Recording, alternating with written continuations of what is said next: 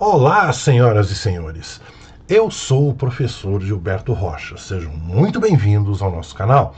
Eu estou aqui para apresentar a vocês a lista de obras literárias indicadas como leitura obrigatória para o vestibular da Universidade Federal do Paraná de 2026.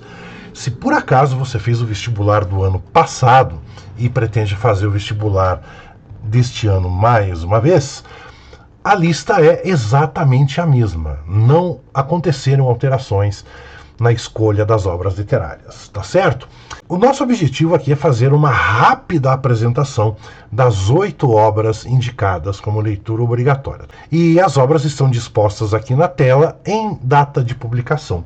Marília de Dirceu, livro lançado em 1792, de autoria de Tomás Antônio Gonzaga. Trata-se de um livro de poemas, os poemas que são divididos em liras.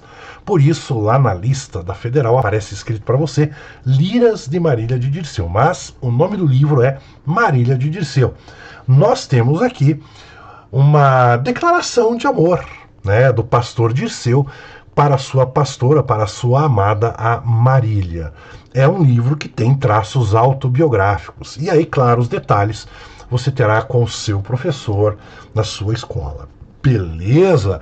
Noite na Taverna, livro romântico de Álvares de Azevedo, lançado em 1855.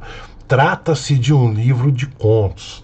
Nós temos aqui sexo, drogas, bebida, morte, sangue, Enfim, é um livro que vai chocar alguns leitores, mas é um dos livros preferidos da garotada que vai fazer o vestibular. Então, são contos, são 7 pequenas histórias que nós temos aqui, tudo bem?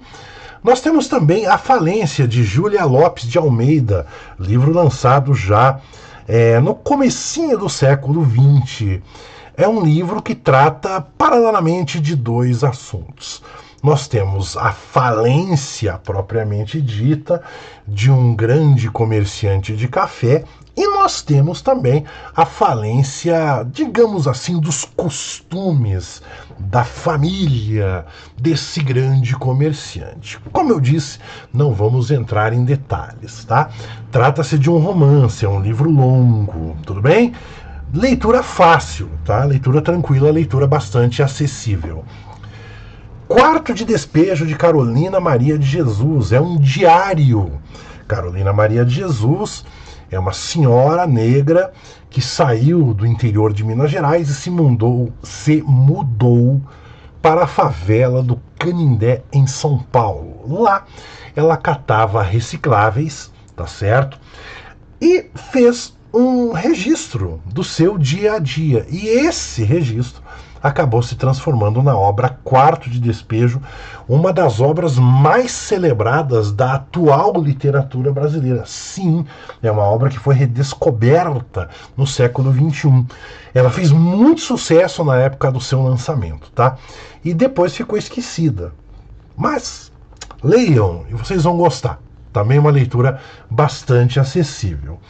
Nós temos Ferreira Goulart, livro de poemas, ou poema, é o Poema Sujo, é um poema só dentro do livro. É um poema bastante longo, bastante extenso.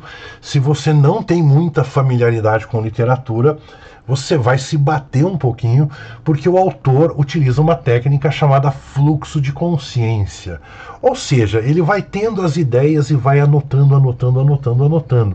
E ele trata de tudo que é considerado sujo, um momento social e político vivido na época do Ferreira Goulart, lembranças familiares, palavras que não são muito comuns de você encontrar na poesia, ou seja, um vocabulário sujo, incluindo palavrões.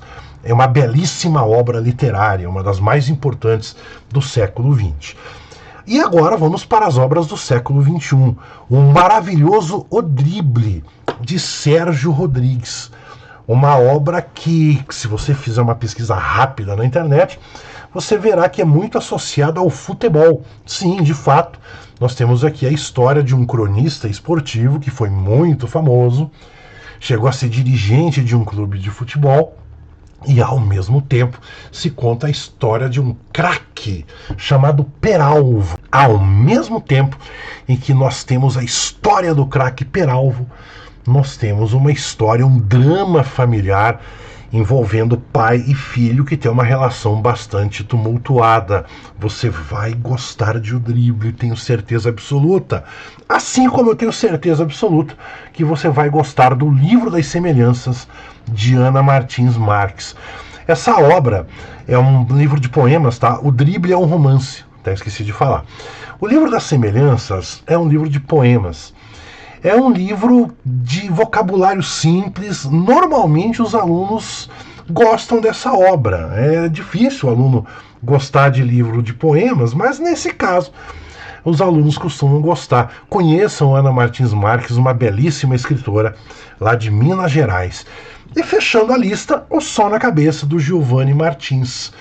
Um livro de contos que mostra o cotidiano dos jovens nos morros do Rio de Janeiro, tá certo? É um livro que tem uma linguagem bastante forte no sentido da oralidade, tá certo? Então você vai encontrar muitas gírias e tal.